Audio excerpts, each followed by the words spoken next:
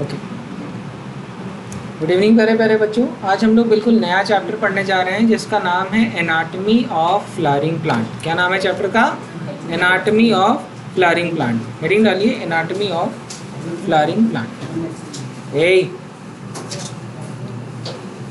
अब एक बात समझिए, इसके पहले जब हमने चैप्टर पढ़ा था तो वो चैप्टर में हम लोगों ने पत्ती का कलर देखा, फूल का कलर देखा, फूल की पोजीशन देखी, मतलब फिजिकल अपीयरेंस की बात करी। किसकी बात करी? और उसी के हिसाब से हमने कैटेगराइज किया कि भैया ये मोनोकॉट है, ये डाइकॉट है, ये फला है, ये फला है। ये था एक्सटर्नल स्ट्रक्चर की बात की बेसिस पर। अब हम जो चैप्टर पढ़ रहे हैं ये किस पर बेस्ड है? इंटरनल स्ट्रक्चर्स पर। किस पर बेस्ड है? तो इसमें हम किसकी बारे में बात करेंगे? इंटरनल स्ट्रक्चर्स की स्टडी करेंगे। इसका मतलब बात टिश्यू या सेल पे आ गई। किस पर आ गई? किसी भी ऑर्गेनिज्म के अंदर सेल या टिश्यू ही है, तो सेल्यूलर या टिश्यू लेवल सिस्टम पर हम बात करेंगे। तो सबसे पहले लिखिए एनाटमी। एनाटमी लिखा है ना, यहीं लिखिए। हाँ, नोट्स बनाना है, किताब नहीं लिखनी है। एनाटमी को अंडरलाइन करिए और लिखिए स्टडी ऑफ इंटरनल स्ट्रक्चर्स। किसकी स्टडी करनी है हमको? इंटरनल स्ट्रक्चर की। और जब हम भाई स्टडी करेंगे तो उसमें सिमिलैरिटीज और डिससिमिलैरिटीज हमको देखने को मिलेगा, ठीक है। एंड फंक्शनल ऑर्गेनाइजेशन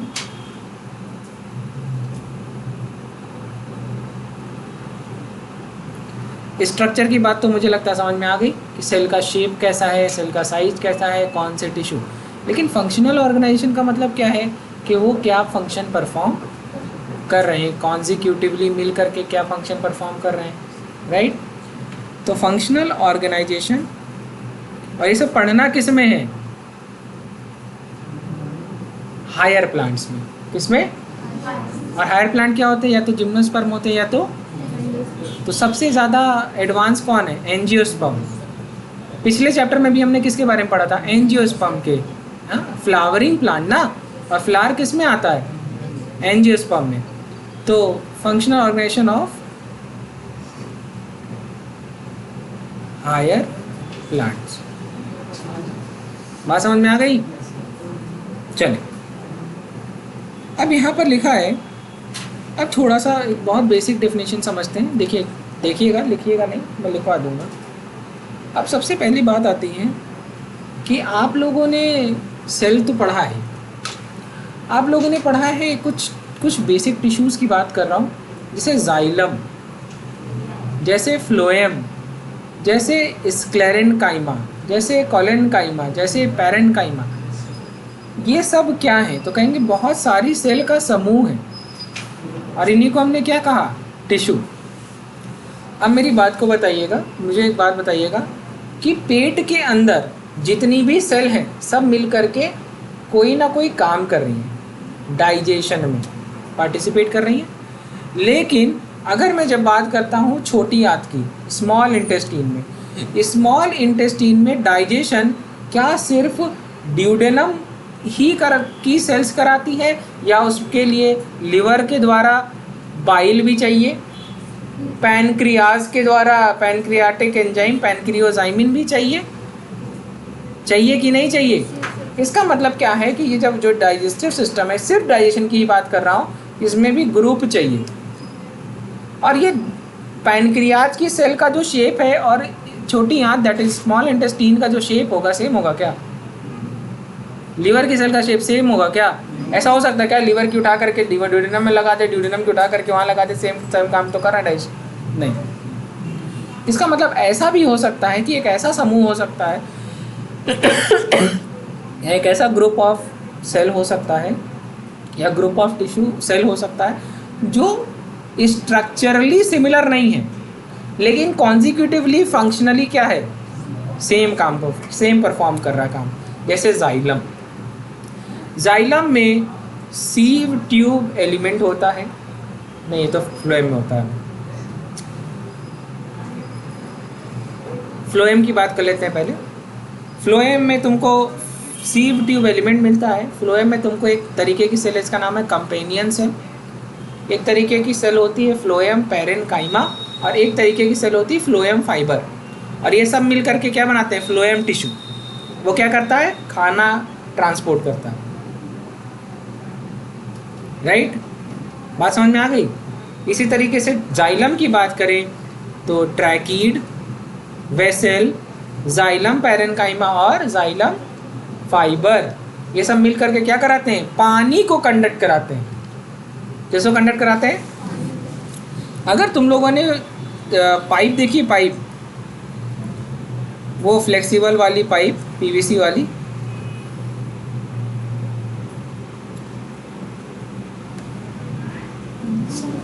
फ्लेक्सिबल वाली पाइप देखिए, पीवीसी वाली, हाँ या ना? देखिए कि नहीं? एक तो होती है सिर्फ वो हर जगह से मुड़ जाती है, एक फ्लेक्सिबल होती है लेकिन इतनी नहीं होती कि मुड़ जाए, उसमें फाइबर्स देखने को मिलते हैं, तार लगे होते हैं। गोली पाइप होती है लेकिन उसमें रेशे रेशे तार फाइबर्स के दिखते हैं, वो पूरी तरीके से तो नहीं बेंड होती। हाँ ये है कि वो चिपकती नहीं, यही ना? अच्छा, पाइप के अंदर जितनी भी चीज़ें, सबका काम क्या है? पानी को ट्रांसपोर्ट करना। लेकिन उस पाइप को बनाए रखना का काम फाइबर का है, ताकि वो वियर एंड टीयर ना, टूटे ना। लेकिन इनडायरेक्टली वो सपोर्ट कर रहा है पाइप को बनाए रखने में। ये बात समझ में आ गई? अब हम लोग करते हैं, अब पढ़ते हैं सबसे पहले टिश्यू। हेडिंग डालिए टिश्यू। What is tissue? तो लिखिए, ऐसे लिखिए, जैसे मैं कह रहा हूँ सिर्फ उतना लिखना है, सब नहीं लिखना है। Tissue, it is group of cell. और एक बहुत अच्छी बात है, दूसरा point, common origin.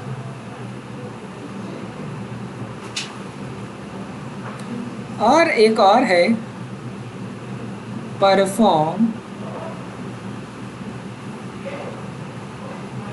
Common function.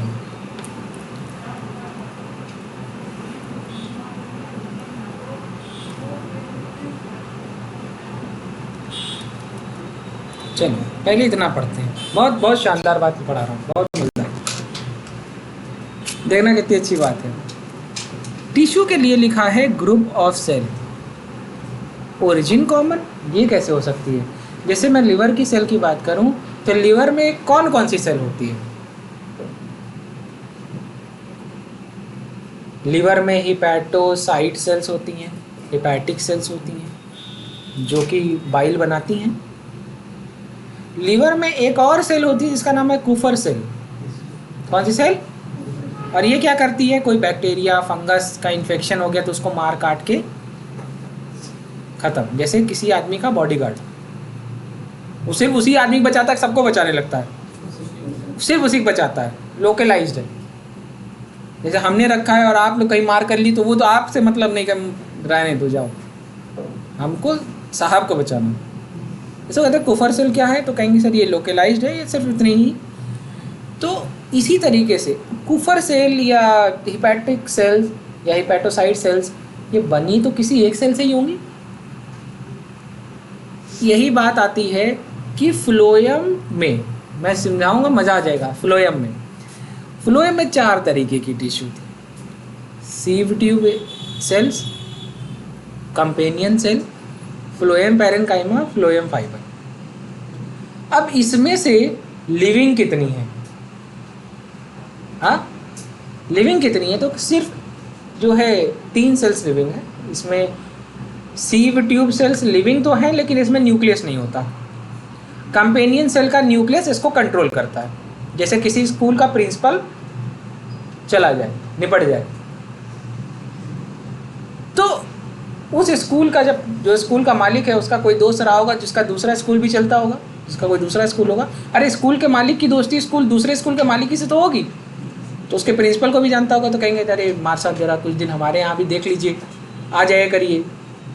तो वो अपने ही यहाँ से बैठे बैठे फ़ोन कर कहेगा अरे भैया 11th वाली क्लास में इतनी ये टीचर गया कि नहीं, 12th में। प्रिंसिपल का यही तो काम होता है, टाइम टेबल और शेड्यूल और ये सारी चीज़ें मेंटेन करना, कंट्रोल करना। तो वो वहाँ से बैठे बैठे कंट्रोल कर रहा है। इसी तरीके से कंपेनियन सेल अपना तो काम कर ही रही है, किसको और कंट्रोल कर रही है, सीव सेल्स को या सीव ट्यूब एलिमेंट्स को। ये तो मतलब दोनों लिविंग, किसी भी चीज़ को लिविंग कहने का क्या तात्पर्य हो सकता है, साइटोप्लाज्म। क्या? तो किसी भी चीज़ में अगर साइटोप्लाज्म है तो वो क्या होगी, लिविंग। एक और सेल होती है फ्लोएम पैरेन्काइमा, वो भी जिंदा है। और कौन मरी हुई है, फाइबर। तो इसका मतलब क्या है कि एक्चुअली जो सबसे बेसिक सेल थी वो थी फ्लोएम पैरेन्काइमा। कौन थी? जैसे मेरे घर में माँ पापा हैं, तो माँ पापा ने 2-3 सेल बनाई, एक को कहा ऐसा है इंजीनियर बन जाओ, एक को कह दिया चलो डॉक्टर बनो, एक कह दिया जाओ पीसीएस तैयारी करो, यूपीएससी तैयारी करो। कहने का क्या मतलब है, कि वो फ्लोएम पैरेन्काइमा है। वो जिस लोकेशन पे गई वहाँ की ज़रूरत को देखी और उसकी जैसा वो परफॉर्म करने लगी। इसका मतलब सेल जो काम परफॉर्म करती है, जो सेल जिस फॉर्म में डिफरेंशिएट होती है, वो उसकी लोकेशन डिसाइड करती है। मुझे मेडिकल कॉलेज भेजा गया, मैं मेडिकल कॉलेज गया तो मैं डॉक्टर बना ना। इंजीनियरिंग कॉलेज गए तो इंजीनियर बने ना। तो लोकेशन विल डिसाइड ना कि क्या करोगे। चलो बात समझ में आ गई। चलो अब आते हैं अपने काम की बात पर, कि टिश्यू का एक क्लासिफिकेशन हमने पढ़ लिया। टिश्यू का को सबसे पहले दूसरा क्लासिफिकेशन, और ये क्लासिफिकेशन है किस पर बेस्ड है, इसकी बेसिस क्या है।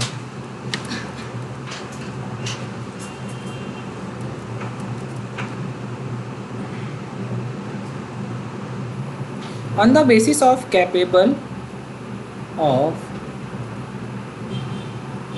डिवाइडिंग और नॉट। जो डिवाइड होगी वो सिंपल टिश्यू, और जो मेरिस्मेटिक टिश्यू, कौन सा टिश्यू, और जो नहीं डिवाइड होगी वो क्या होगी, डिफरेंशिएटेड टिश्यू या परमानेंट टिश्यू। चलो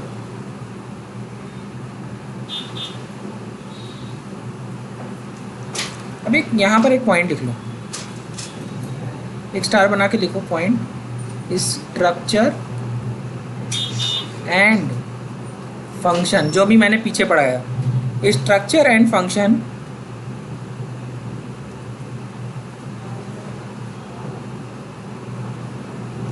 किसका, ऑफ टिश्यू, किस पर डिपेंड करता है, डिपेंड ऑन बताओ क्या पढ़ा है अभी, लोकेशन। किस पर,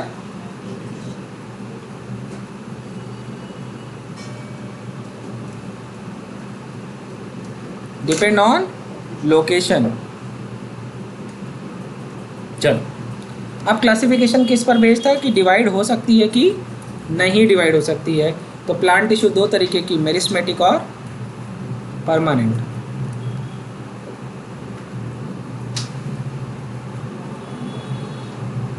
लिखिए ये दो तरीके की, मेरिस्टेमेटिक और परमानेंट टिश्यू। मेरिस्मेटिक क्या होगी भैया, क्या होगी, it has the capability to divide. तो कैसी होगी, डिवाइडिंग। कैसी होगी, और ये परमानेंट वाली क्या होगी, डिफरेंशिएटेड। शब्द का बड़ा खेल है, इसीलिए लिख रहा हूं डिफरेंशिएटेड।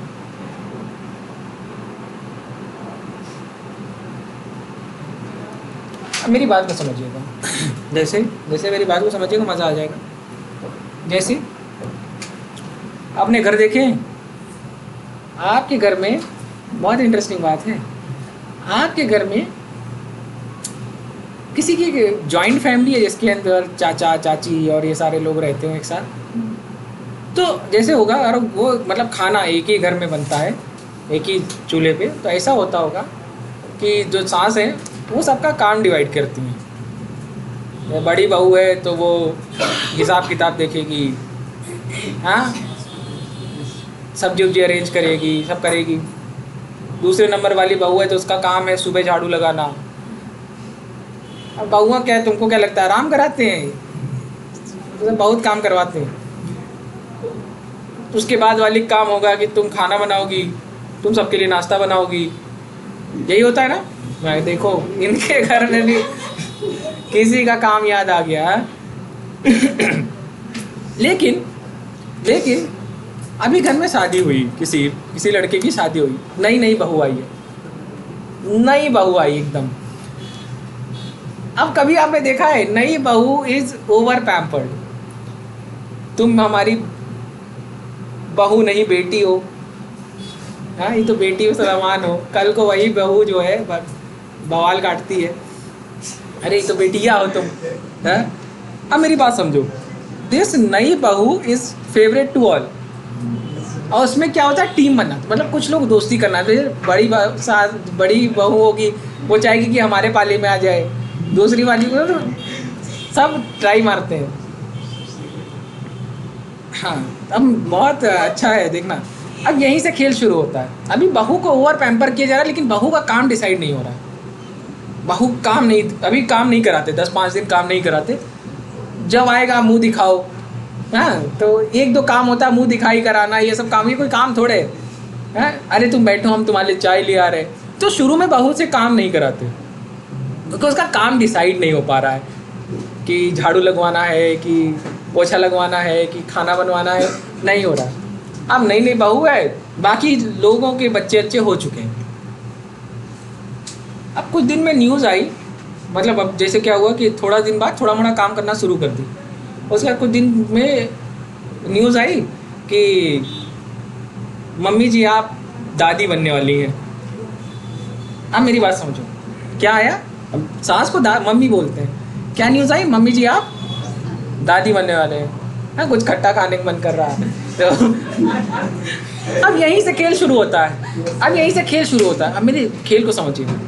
अब जैसे उन्होंने बोला कि मम्मी जी आप दादी बन सकती है, तो मम्मी जी जो काम बहू कर रही थी करने देंगी कि नहीं, रहने दो, पोता आने वाला है, रेस्ट करो, क्या करो, रेस्ट करो। अब मेरी बात समझो, यहीं से आ गया रेस्ट हो गया, तो मतलब अब वो कोई काम, तो इसका मतलब वो सेल अब डिवाइड होने वाली है आगे चल के।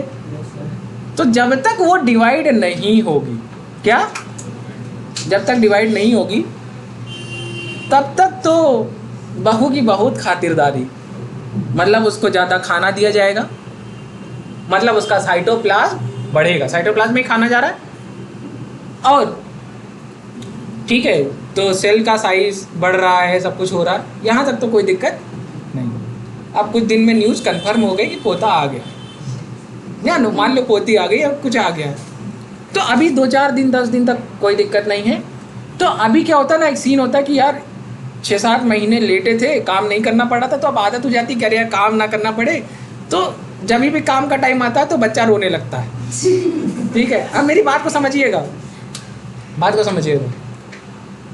बच्चा रोने लग रहा है या कुछ ऐसा, तो काम छोड़ के भैया तुम इसको देखो। लेकिन जब थोड़ा सा बड़ा होने लगता है बच्चा, तो जो ननद होती है कहती है हम संभाल ले, तुम जाओ काम करो। अब मेरी कहानी को समझिएगा, कहानी बड़ा मज़ेदार है। क्या करेंगे, हम देख रहे हैं भाभी, हम देख रहे हैं, आप जाओ, ठीक है, वो हो गया। अब वो काम करना है, अब वो काम करना नहीं चाहती, तो क्या अब काम ना करने का उस परिवार में क्या कॉन्सेप्ट है, दोबारा दादी बनाने का मौका दो।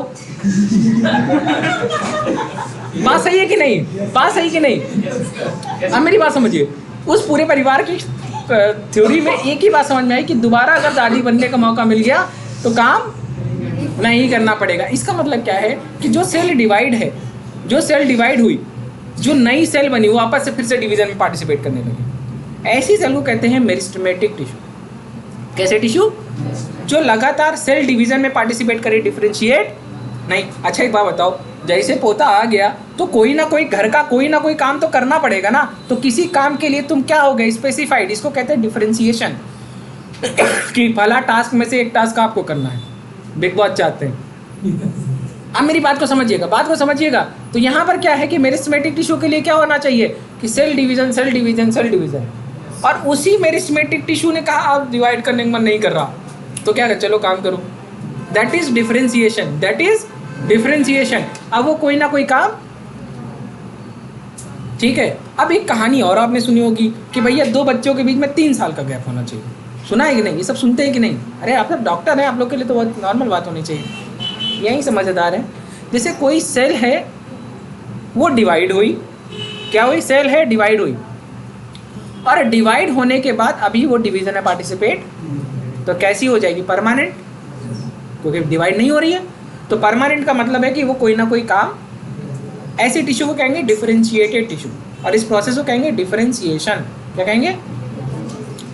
3 साल बाद फिर मन किया चलो एक पोता हो ही जाए, हाँ हाँ होता है, वो एक साइकिल है।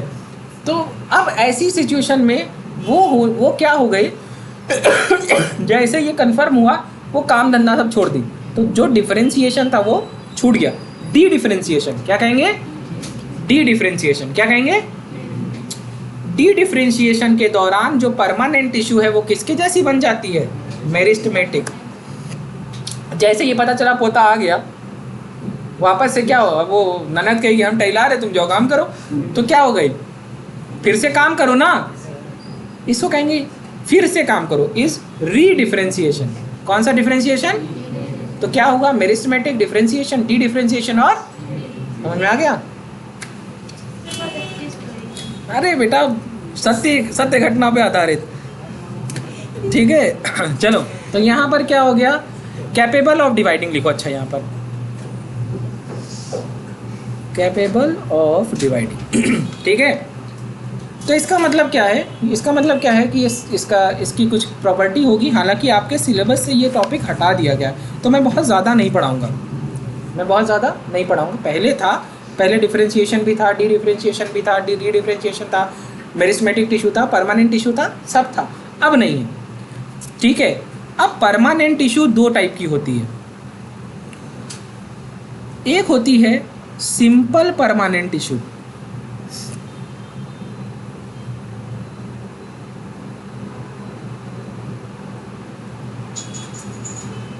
और एक होती है कॉम्प्लेक्स परमानेंट टिश्यू।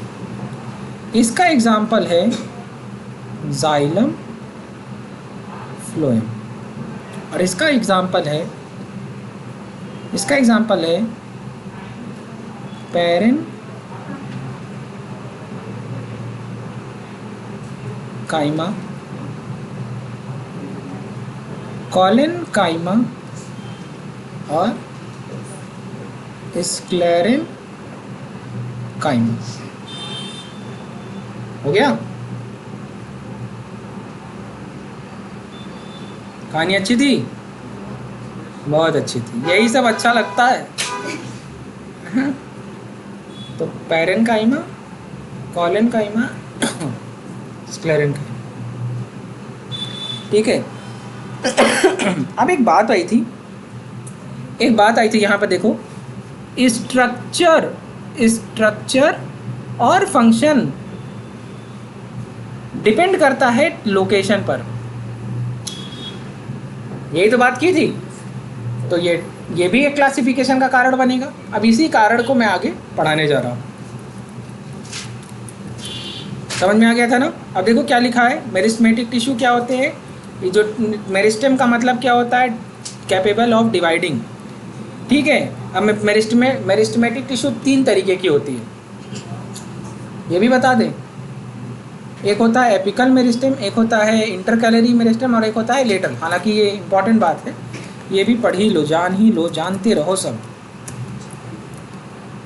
ठीक है। अब मेरिस्टेमेटिक टिश्यू बहुत इंपॉर्टेंट है ये भी।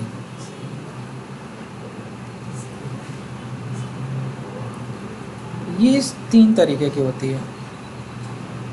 एक होता है apical meristem,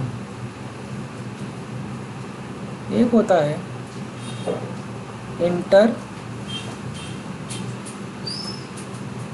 calorie meristem,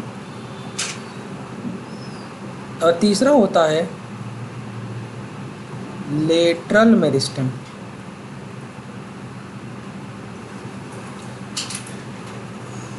apical meristem, inter calorie meristem, और तीसरा होता है अच्छा एक बात बताओ, पहले तुम लोग बढ़े थे कि फैले थे? बढ़े थे। क्या थे? कहते नहीं मुन्ना देखो पतुल्ला हो गया, कहीं नहीं लंबा हो रहा है ना, इसलिए लंबाई बढ़ रही ना, इसलिए खींच रहा है। उसके बाद कोई कह जा रही बाबू तुम इतने लंबे हो गए, कह रहे नजर लगा दी हमारे लड़के को। नहीं देखा? ये सब तो कहानी घर घर की। तो पहले आप क्या होते हो? खींचते हो, फिर फैलते हो। तो इसका मतलब क्या है कि जो प्राइमरी ग्रोथ है, कौन सी ग्रोथ? ग्रोथ 2 तरीके की होती है, प्राइमरी और एक होती है। तो जैसे अब हमारी बॉडी इस प्राइमरी हो गया, सेकेंडरी कौन सी? Secondary, that is lateral growth. अदर फैल रहे हैं, अदरक बन जाता आदमी एक टाइम के बाद।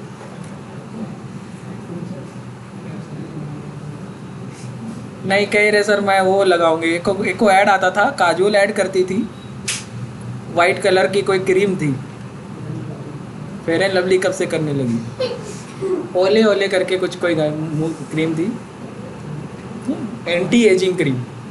नहीं सुना? क्रीम आजकल, अरे तुम लोग क्या देखते हो भैया ऐड नहीं देखते। क्रीम भैया आजकल 2 कैटेगरी में बिकती है, एक होती है BB cream, CC cream, moisturiser वाइजर। ये जवान लोगों, जैसे लिख के आता टीवी में 30 साल हो गए, बूढ़ी लगने लगी हो तो एंटी एजिंग क्रीम लगाओ। नहीं सुना ये सब? एंड देखो अभी से देख रही हो। एपिकल मेरिस्टेम या इंटर कैलरी मेरिस्टेम ये प्राइमरी ग्रोथ में पार्टिसिपेट करती है, या इसको हम कहेंगे इसको कहेंगे प्राइमरी मेरिस्टेम, या हम कह सकते हैं it responsible for primary growth. कौन सी ग्रोथ? जगह है कि नहीं? ये मेरा पार्ट नहीं है, लेकिन इसलिए पढ़ा रहा हूँ तो मैं आपको कई सारी चीज़ें लिखवा दे रहा हूँ।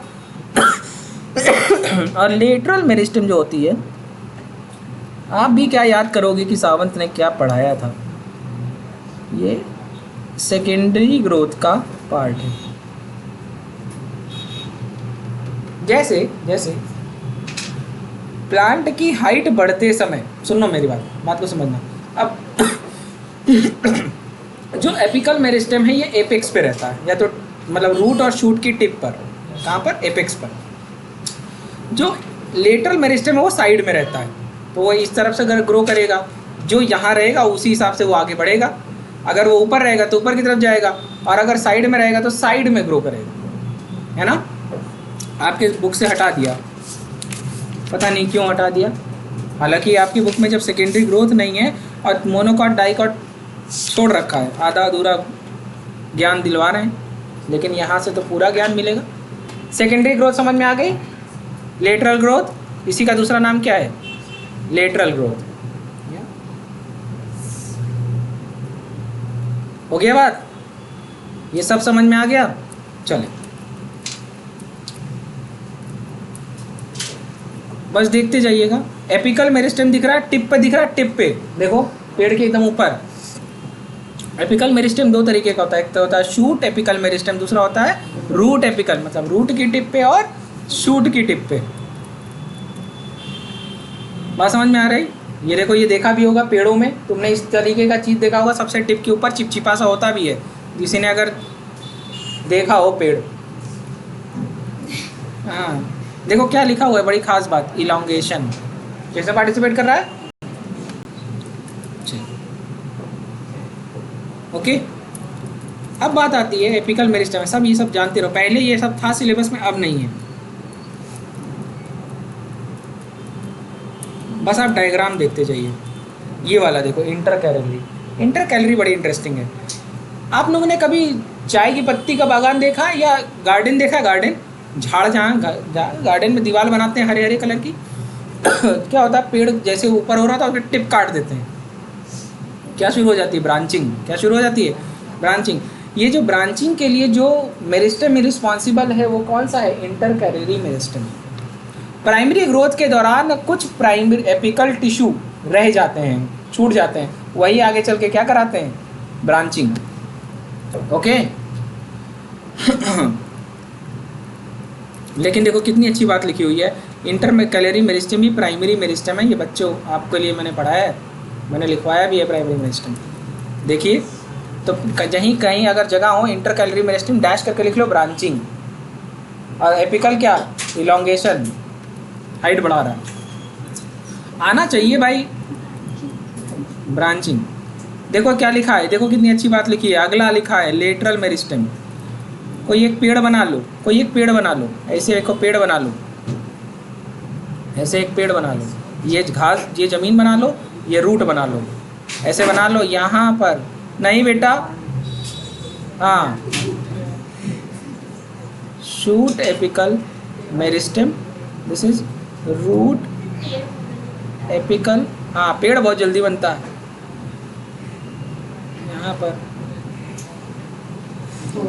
यहाँ पर देखो, ऐसा लग रहा है इंटर कैलोरी मेरिस्टेम, जानते रहो बस। और ये देखो, ये दिस इज लेटरल मेरिस्टेम। बना लो, मैं क्यों बना रहा हूँ माफ कीजिएगा। हो गया? अब तो सिलेबस का पार्ट नहीं है, क्या जरूरत है? ना बनाओ भाई, हमें क्या है। इसी का दूसरा नाम है सिलिंड्रिकल, सिलेंडर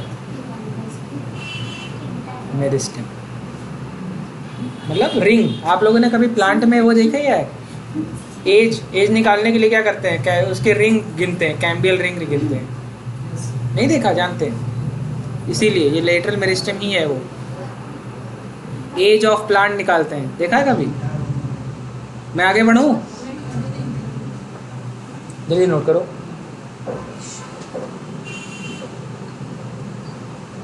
इंटर कैलोरी और लेटरल, इंटर कैलोरी और लेटरल।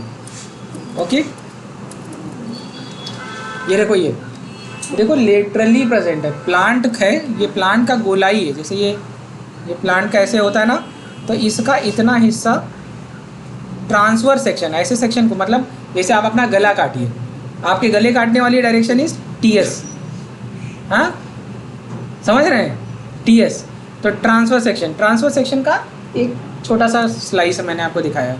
ये सेंटर है और ये सरकमफ्रेंस। जानते हैं ये सब सुना है कि नहीं? अब ये बहुत इंपॉर्टेंट है, यहीं से आपकी सिलेबस में है, एनसीईआरटी यहीं से पढ़ाती है आपको। तो लिखिए, ऐसे लिखिएगा, मैं बता रहा हूँ।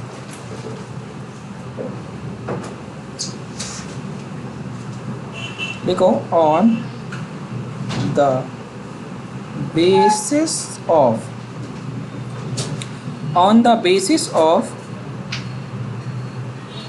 structure and location,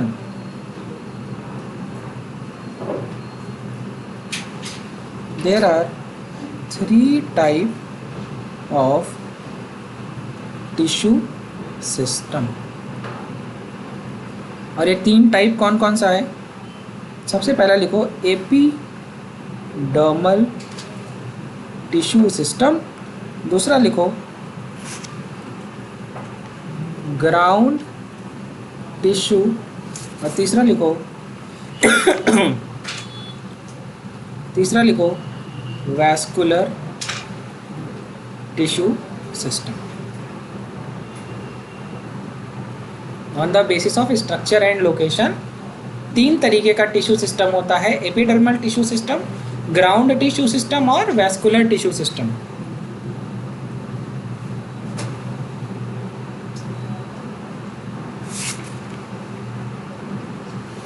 हो गया। वैस्कुलर टिश्यू सिस्टम का दूसरा नाम है, वैस्कुलर बंडल का क्या काम है, जाइलम या फ्लोएम का क्या काम है, पानी या खाना ट्रांसपोर्ट करना, मतलब कहीं कंडक्टिंग। और क्या शब्द इस्तेमाल कर सकते हैं, कंडक्टिंग टिश्यू सिस्टम, हाँ या ना।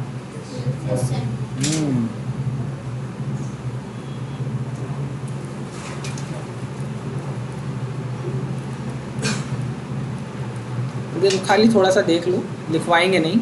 परमानेंट टिश्यू भैया तीन तरीके की, दो तरीके की, सिंपल और कॉम्प्लेक्स। सिंपल का मतलब क्या है, सिर्फ एक तरीके की सेल, और कॉम्प्लेक्स का मतलब एक से ज़्यादा तरीके की सेल, लेकिन काम एक ही करेंगी सर। सिंपल टिश्यू में भैया तीन तरीके का, पैरेनकाइमा, कोलेनकाइमा और स्क्लेरेनकाइमा। खाली जानते रहिए। पैरेनकाइमा का मेन काम है फूड को स्टोर करना। पैरेनकाइमा का मेन काम क्या है, फूड को स्टोर करना। और इनका आइसोडायामेट्रिक का मतलब सारी सेल एक का शेप क्या होगा, सेम। स्फेरिकल सेल का शेप हो सकता है, ओवल हो सकता है, राउंड हो सकता है, पॉलीगोनल हो सकता है, इलोंगेटेड हो सकता है। पहले एनसीईआरटी में था, अब एनसीईआरटी में नहीं है। खाली जानते रहिए। एक खास बात है कि जो ये सेल है, सेल के बीच में खाली जगह दिख रही है आपको, दैट इज इंटरसेल्युलर स्पेस होता है। अब बात आती है कि ये इंटरेस्टिंग है, क्योंकि ये कोई भी सेल डिवीजन में पार्टिसिपेट कर रही है, तो या तो तुम खांसो या तो हम खांसे, ठीक है। कोई भी सेल सिर्फ दो तरीके की, मतलब कोई भी सेल डिवाइड हो रही है। जैसे आपका घर है, तो आप घर कंस्ट्रक्शन कराना है, तो घर के बाहर आसपास जो वॉल बनवाता है, जैसे आदमी शुरू में क्या करता है कि भैया शाम को हमको अपना घर बन रहा है, अभी जो घर बन रहा है, तो जो उसकी बाउंड्री है वो हार्ड बनाते हैं, टेम्परेरी बनाते हैं। टेम्परेरी, क्योंकि जब घर प्रॉपर बन जाएगा तो बाहर डिज़ाइनर बाउंड्री होगी, मजबूत। फिलहाल क्या है, पता चला कहीं से मिट्टी निकलनी है, तो वो वाली बाउंड्री वहीं तोड़ के वहीं निकलवा दिए, कहीं पाइप आना है, कहीं कुछ आना है। तो जो फिलहाल बाउंड्री हो पतली दुबली टेम्परेरी होनी चाहिए। तुमको नहीं कह रहे, ठीक है। क्या समझ में आया कि जो सेल वॉल होती है वो थिन होती है, क्योंकि सेल कैसी है, डिवाइड। ये सब नॉलेज होनी चाहिए। जैसे हर चीज़ मैं लिखवा नहीं सकता, लेकिन जैसे आपने मेरिस्टेम देखा तो वहाँ लिख लीजिए कुछ फीचर कि साइटोप्लाज्म एबंडेंट होना चाहिए, सेल वॉल थिन होनी चाहिए, सेलुलोज की बनी होनी चाहिए, क्योंकि सेलुलोज क्या है, इलास्टिक मटेरियल है, ठीक है।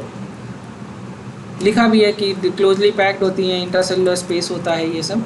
अब बात आती है कोलेनकाइमा। कोलेनकाइमा की एक खास बात है, इसमें कहीं स्पेस नहीं दिख रहा सेल के बाहर। सेल के अंदर तो दिख रहा है क्योंकि वो साइटोप्लाज्म होगा, सेल के बाहर कुछ सब एकदम सब जगह काला काला काला काला लगा हुआ है। इसका मतलब क्या है कि जो सेल के एजेस हैं, कॉर्नर्स हैं, वहाँ पर लिग्निन का डिपोजिशन है, काइटिन का डिपोजिशन, जिससे इंटरसेलुलर स्पेस खत्म। जैसे दो घर के बीच में खाली जगह थी तो वहाँ कूड़ा भर दिए, नहीं, अरे आप लोग नहीं जानते होंगे, जो लोग फ्लैट में रहते होंगे, जो पुरानी कॉलोनीज होंगी, वो जानते हैं अच्छे तरीके से। क्या होता है कि कॉलोनी के दो, जैसे ये इस साइड इनका गेट है, उस साइड इनका, तो कॉलोनी के बीच में एक रोड होती है, पतली सी होती है, वो मेंटेनेंस के लिए होती है, कहीं दीवार चटक जाए, कहीं कुछ हो जाए। तो जो जहाँ पर कोई सफाई कर्मचारी आना नहीं चाह रहा है, या सफाई कर्मचारी को आप पैसा नहीं देना चाह रहे हैं, तो कूड़ा उठाते हैं, वहीं भर देते हैं, क्योंकि वहाँ रहना नहीं, वहाँ जाना नहीं जानते। आप लोग जानते होंगे, अगर आपने सेक्टर्स के कॉलोनी के अंदर फ्लैट देखे होंगे तो आपको पता होगा। तो एक मेन रोड होती है, एक ऑफ रोड होती है, जिसमें मेंटेनेंस वाला काम चलता है। बात समझ में आ गई? तो क्या हुआ, वहाँ कूड़ा भर दिए ताकि जो है बिल्कुल गैप ना बचे। इसी तरीके से यहाँ पर लिग्निन काइटिन का डिपोजिशन कर दिया ताकि इंटरसेलुलर स्पेस ना रहे। अच्छा, इससे फ़ायदा क्या, स्पेस से चीज़ें लूज होती हैं, है ना।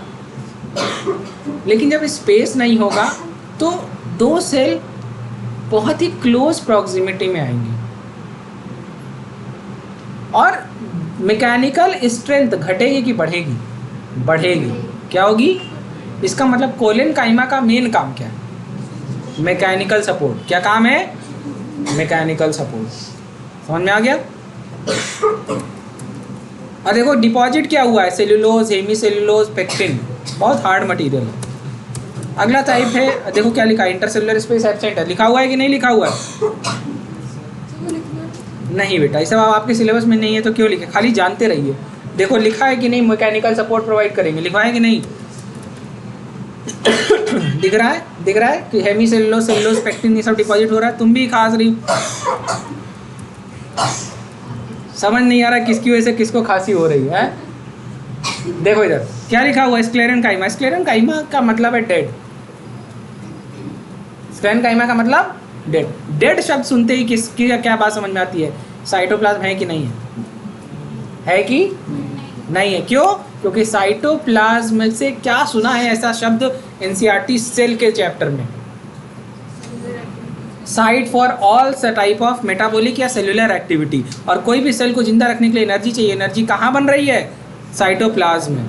तो साइटोप्लाज्म नहीं तो सेल नहीं। न्यूक्लियस होगा नहीं होगा इससे फर्क नहीं पड़ता, साइटोप्लाज्म का होना जरूरी है, क्योंकि ऑल मेटाबॉलिक रेस्पिरेशन या reaction takes place at cytoplasm. अच्छा, कौन सी मेटाबॉलिक रिएक्शन है जो साइटोप्लाज्म में होती है?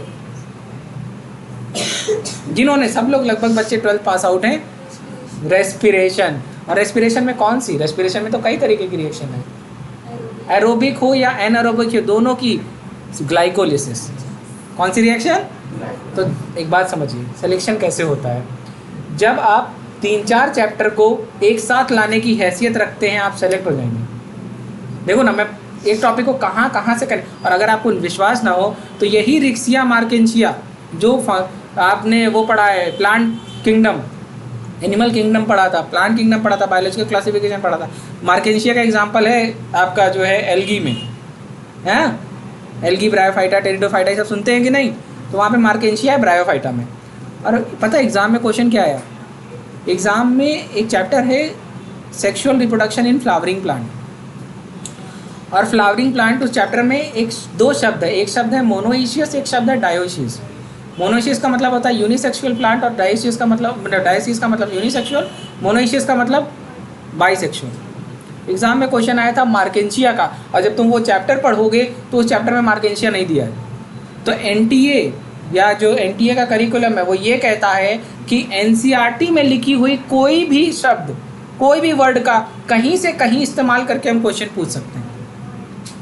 कोई भी शब्द का जिसका क्वेश्चन बना है वो एनसीईआरटी के बाहर का नहीं होना चाहिए। शब्द सुन लो, एनसीईआरटी के बाहर, मतलब कोई एग्जाम्पल भी है तो वो एग्जाम्पल एनसीईआरटी के बाहर का नहीं होना चाहिए, सही वाला, गलत वाला नहीं, सही वाला। बात समझ रहे हैं? यही एक मैंडेट है। समझ में आई बात? चलिए, स्क्लेरन काइमा समझ में आ गया? साइटोप्लाज्म नहीं है मतलब डेड है, मतलब डेड है। कहाँ देखने को मिलता है? गुआवा में वो जो कटर कटर की आवाज़ आती है वो किसका बना है? स्क्लेरन काइमा। जितनी भी जूट की रस्सियाँ हैं सब क्या हैं? स्क्लेरन काइमा टिश्यू।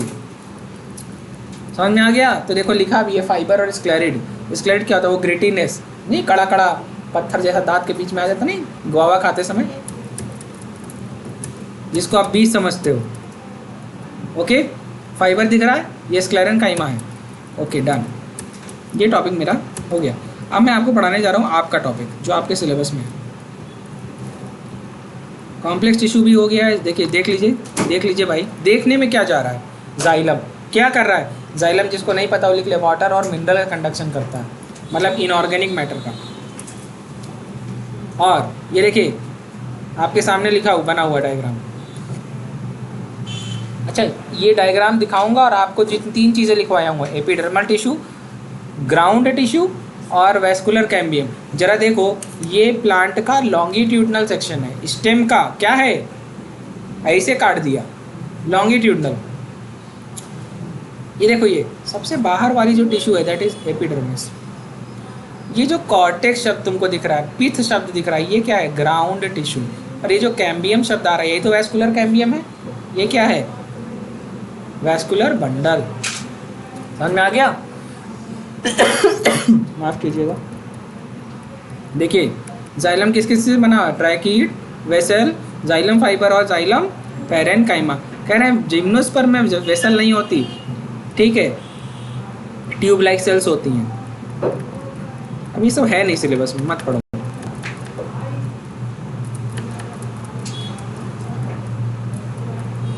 ये है प्रोटोजाइलम और मेटाजाइलम है, अजीब सी बात है, वो नहीं है, ये है। पढ़ाएंगे, क्या करेंगे?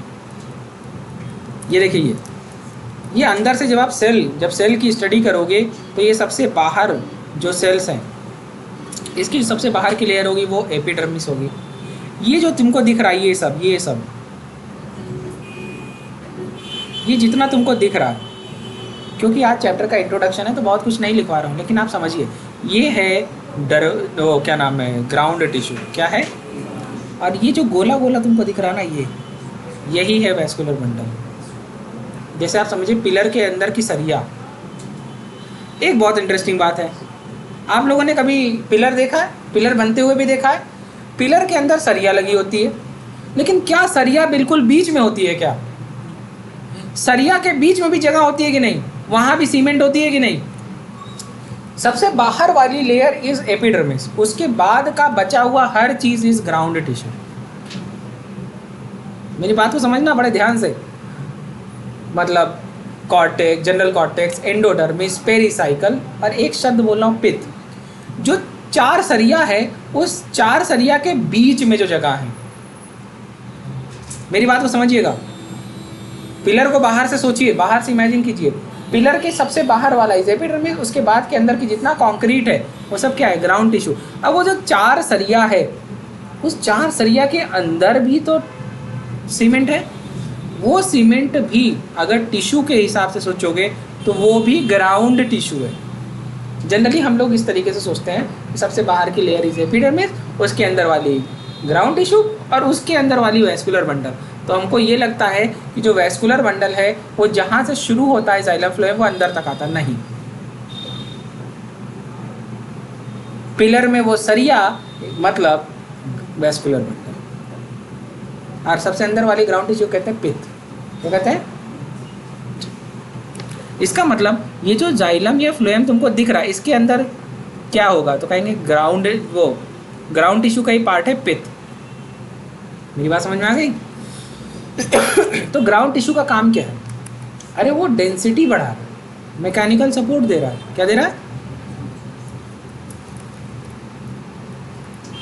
चलो, फ्लोएम देखो, सीव ट्यूब एलिमेंट बोला था, कंपेनियन सेल बोला था, फ्लोएम पैरेन्काइमा बोला था, फ्लोएम फाइबर बोला था। ये सब बात हो गई है। चलो, अब ये सब आएगा ही नहीं तो क्यों पढ़े? केवल ये याद रखना कि कंपेनियन सेल में भैया न्यूक्लियस होता है, ठीक है, और इसका काम होता है प्रेशर ग्रेडियंट बनाना। कान में कौन सी ट्यूब होती है? यूस्टेचिन ट्यूब। कौन सी ट्यूब? नहीं तो कान, तभी आपका प्रेशर ग्रेडियंट वो कहाँ खुलती है? नाक से मुंह में। क्या कराती है? नहीं तो आपको क्या हो जाता? अगर वो ना होती तो क्या होता? कान के पर्दे फट जाते। चलो, यहाँ से हेडिंग डालो। तभी तो कान में ईयर ड्रॉप ज़्यादा डाल लो तो मुंह में आ जाता है, स्वाद बदल जाता है। होता है कि नहीं होता है? हेडिंग डालिए, एपिडर्मल टिश्यू सिस्टम। तो इसके बारे में कुछ इंटरेस्टिंग बातें।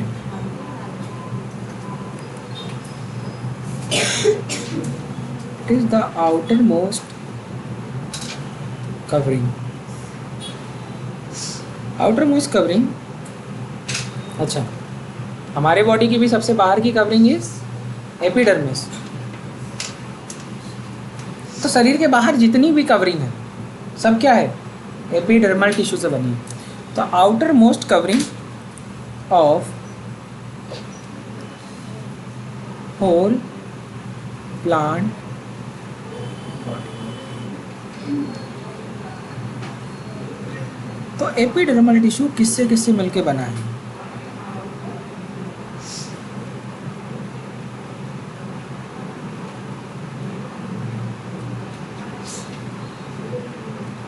composed of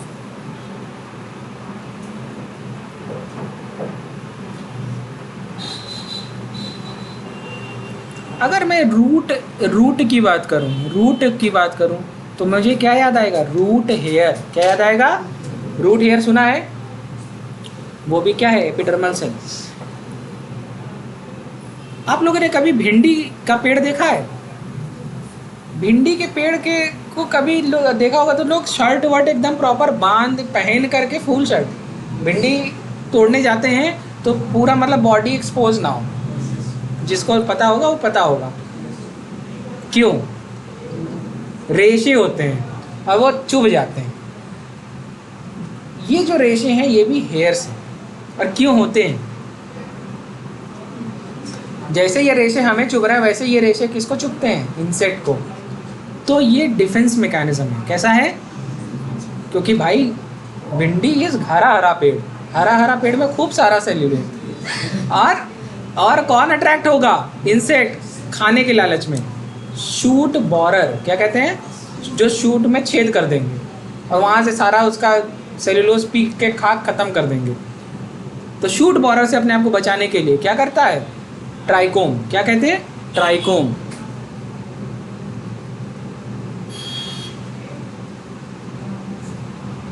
एम है वो बेटा, एम जैसा लग नहीं रहा।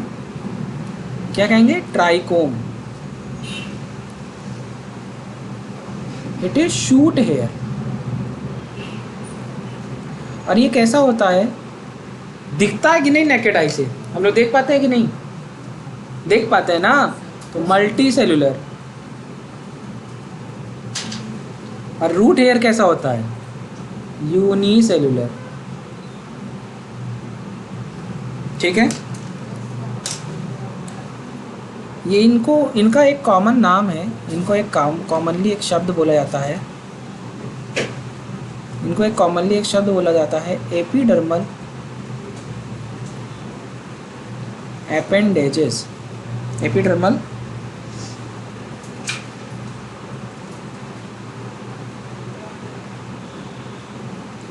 एपेंडेजेस। ठीक है।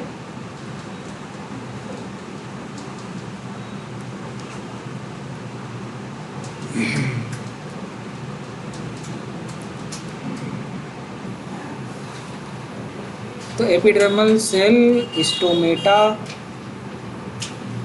और एपिडर्मल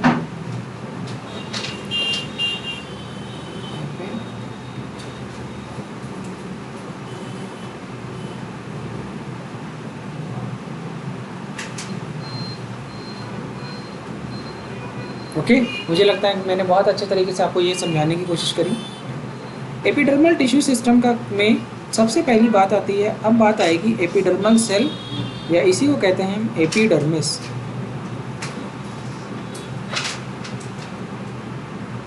या क्या कहेंगे? Epidermal cell. लिखिए, एपिडर्मिस या epidermal cell is outermost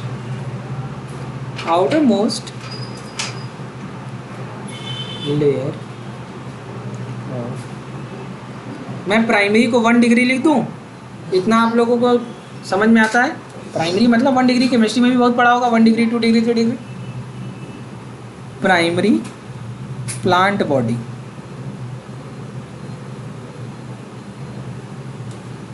okay. अब बात आती है कंपोजिशन की।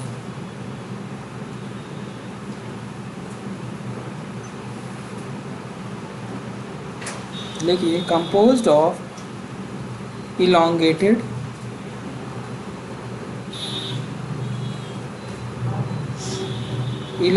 शब्द का क्या मतलब है? लंबी लंबी सेल्स। सेल्स कैसी हैं? सेल्स कैसी हैं? लंबी लंबी। जिसको जो पहली बार ये सब शब्द सुनता है वो ज़रूर लिख लिया करिए, इलॉन्गेटेड।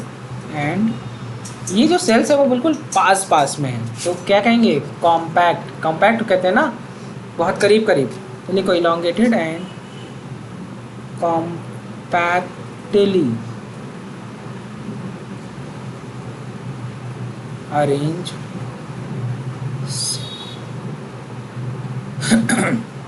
जिसकी वजह से, क्योंकि एकदम एक साथ हैं, तो फॉर्म कॉन्टिन्यूअस लेयर। यही इंटरेस्टिंग है। आप ये बताओ ना, आपकी यहाँ पे कहीं कट मट लगा है क्या? इससे क्या फ़ायदा हो रहा है? कंटिन्यूस लेयर की वजह से क्या फ़ायदा हो रहा है? अरे इन्फेक्शन नहीं हो रहा तुमको, बैक्टीरिया इन्वेड नहीं कर पा रहा है, फंगस इन्वेड नहीं कर पा रहा है, तुम बचे हुए हो इसीलिए। अच्छा एक बात बताओ, तो ये जो है, ये जो सेल है, ये लिविंग है कि डेड है? ये लिविंग है कि डेड है? लिविंग है। कभी तुम लोग लड़कियां तो बहुत कराती होंगी, आप लोगों ने कभी वो टैनिंग, ब्लीचिंग लड़कियों के लिए ब्लीचिंग होता है और लड़कों के लिए डी टैन या डी टैन कहते हैं लड़के। आजकल लड़के भी शुरू हो गए हर तरीके के। पहले लड़के रगड़ होते थे, आज लड़के समझ नहीं आते, दाढ़ी वाड़ी हटवा ले तो नहीं समझ आते तो हाँ, और कोरियन ओरियन देख लो तो बराबर लगते हैं। मेरी बात को समझिए,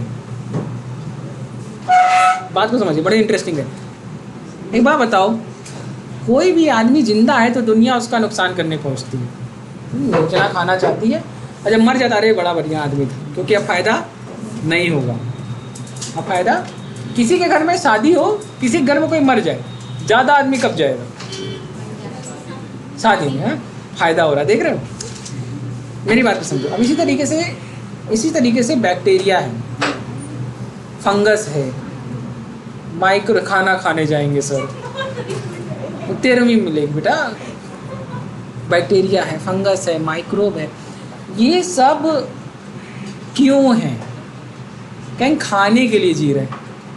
किसके लिए जी रहे हैं? और उनको हमसे प्रेम नहीं है कि सावंत अच्छा लग रहा है जिसके घर जा रहे, नहीं, उसको खाने से मतलब। और हमारी बॉडी में खाना कहाँ है? तो कहेंगे सर लिविंग सेल्स के अंदर। सेल के अंदर कहाँ पे होता है खाना? साइटोप्लाज्म में। कहाँ पे होता है? कहानी को समझिएगा, रटेंगे तो ये एक बार याद होगा, समझेंगे तो जिंदगी भर याद होगा। अब मेरी बात को समझिएगा, कभी कभी देखा होगा कि जैसे हम लोग, जैसे रगड़ लोग जो डिटैन फिटैन नहीं कराते, हमें स्किन इन्फेक्शंस कम होते हैं। लड़कियों की स्किन सेंसिटिव हो जाती है, ब्लीचिंग फ्लीचिंग कराती हैं, लड़कियों को नहीं होती इतनी जल्दी। रीज़न क्या है कि हमारे यहाँ जो डेड सेल बनी है, हम उसको रोक दिया, रहने दो, काले ही हैं, कोई दिक्कत नहीं, वैसे ही कौन गोरे हो जाएंगे। हाँ देखो पीछे लड़का जोश में कह रहा सर मैच कर रहे कलर ठीक है, तो मेरी बात को समझिएगा, अरे हम भी तो सेम है। लाइट उठ बंद हो जाती है तो दिखता नहीं है कि हाँ, ऐसा लगता कोई सर कटा आदमी घूम रहा है। ठीक, अब मेरी बात को समझिए, मजाक नहीं, अब मेरी बात को समझिए। जब हम बात करते हैं सबसे ऊपर की लेयर, तो ये डेड होती है। डेड इसलिए होती है कि डेड नहीं होगी तो तुम निपट जाओगे, क्योंकि ये डेड होने की वजह से इसमें क्या नहीं है? साइटोप्लाज्म। तो तभी तो वो रोज़ रगड़ते हो तो जो निकलता है दैट इज डेड सेल निकल रही है। नहीं रगड़ते हो सब काला काला, पानी काला हो जाता है, दैट मैल इज एक्चुअली डेड सेल। और जब मैं उस डेड सेल की बात कर रहा हूँ तो डेड सेल में क्या नहीं है? साइटोप्लाज्म। जब साइटोप्लाज्म नहीं है तो इसका मतलब वहाँ पे क्या नहीं होगा? इन्फेक्शन। प्रोटेक्शन है ये भैया, भगवान ने प्रोटेक्शन का एक तरीका बनाया आपके लिए कि आप बचे रहो, ठीक है।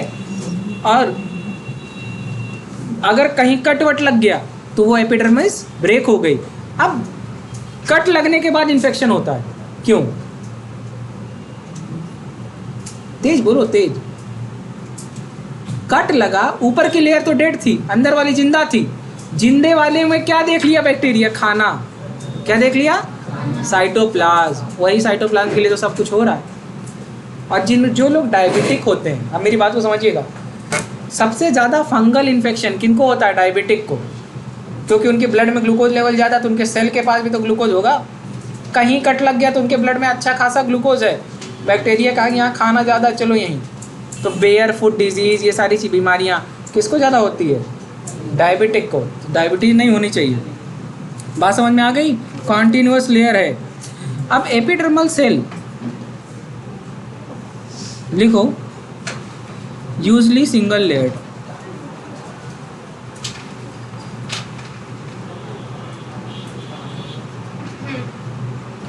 ठीक है, और किसकी बनी होगी? तो लिखो, ये elongated and compactly arrange cell है कौन सी? पैरेनकाइमा। क्या मैं पी को बोला बना दूँ, आप समझ जाएंगे पैरेनकाइमा की बात हो रही है। आप लोग लिख लीजिएगा एक बार, बाद में पी लिखिएगा, क्योंकि आगे कई बार पैरेनकाइमा, कॉलेनकाइमा, स्क्लेरेनकाइमा आप सुनेंगे।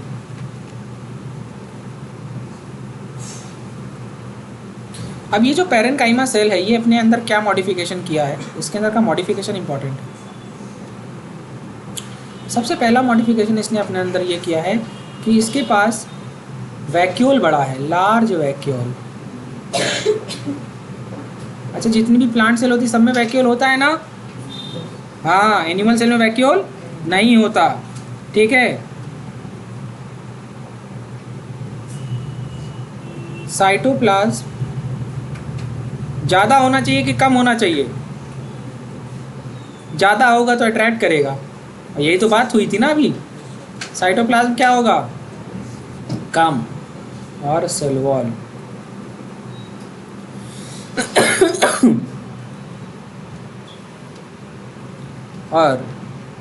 और यही इम्पोर्टेंट है। अच्छा, आप मुझे अब बताइए, आपकी स्किन, हम लोग काले वाले लोग की बात करते हैं, हम अपनी बात करते हैं, आप लोग तो गोरे हैं। हमारी स्किन में ये जो मेलानिन है, ये एक्चुअली हमको किससे बचा रहा है? हमें ज़्यादा पसीना हुआ कि वो गोरे लड़के को? स्वेट किसको ज़्यादा होगा, हमें कि गोरे वाले को? अरे यार, जो लोग धूप गर्म जगहों पर रहते हैं गोले होते काले होते हैं? हाँ, अरे देखिए ना आप, देख लीजिए, दुनिया देख डालिए, काले होते हैं। क्यों होते हैं? क्योंकि ये जो मेलानिन पिगमेंट है इसका डिपोजिशन ज़्यादा, तो क्या नहीं होगा, ओपेसिटी कॉज कराएगा। क्या कॉज कराएगा? तो भैया लाइट आएगी यहीं निकल जाएगी, उनके में आएगी पार कर चल जाएगी, गोरे वालों में। तो लाइट जब घुसेगी अंदर तो अंदर ट्रांसपिरेशन लॉस होगा, मतलब हम में तो ट्रांसपिरेशन नहीं होगा लेकिन हमें स्वेटिंग तो होगी। इससे तो हम अपने आप को बचाने की कोशिश कर रहे हैं ना, लेकिन उसके बाद भी एक बहुत ख़ास चीज़ बिकती है मार्केट में, सनस्क्रीन, पेट्रोलियम जेली। काम क्या है? सनशेड। क्या है सनशेड? मतलब क्या करता है? नहीं सुना आप? मॉइस्चर को लॉक करिए 6 घंटे तक। नहीं सुना? अरे वो कोको फ्लेवर वाली वैसलीन, चॉकलेट फ्लेवर वाली, क्या कहती है? अरे तो क्या ऐसे थोड़े, क्या जैसे लग रहा है बंजारा समझ रखे हो हैं? दुनिया तुम ही देखे हो, ठीक है। तो हाँ, नहीं हम नहीं खरीद सकते। जैसे लगा लिया, क्या करना है? Moisture lock. इसका मतलब क्या है? इसका मतलब क्या है? जनरली ट्रांसपिरेशन लॉस करने के लिए, ट्रांसपिरेशन को कंट्रोल करने के बहुत सारे तरीके, उसके बावजूद हमने वैक्स लगाया। वैक्स मतलब ऑयली चीज़ ना, तो इस एपिडर्मिस के ऊपर इसी तरीके से प्लांट में एपिडर्मिस के ऊपर वैक्सी लेयर होता है, इसको कहते हैं सुबेरिन। ये आगे पढ़ेंगे। सुबेरिन काम क्या है कि भैया पानी को बाहर, वाटर लॉस को कम करना। यही तो रीज़न है कि कमल पानी में उगा है लेकिन उसका पानी नहीं टिकता। चलो बाय, थैंक यू।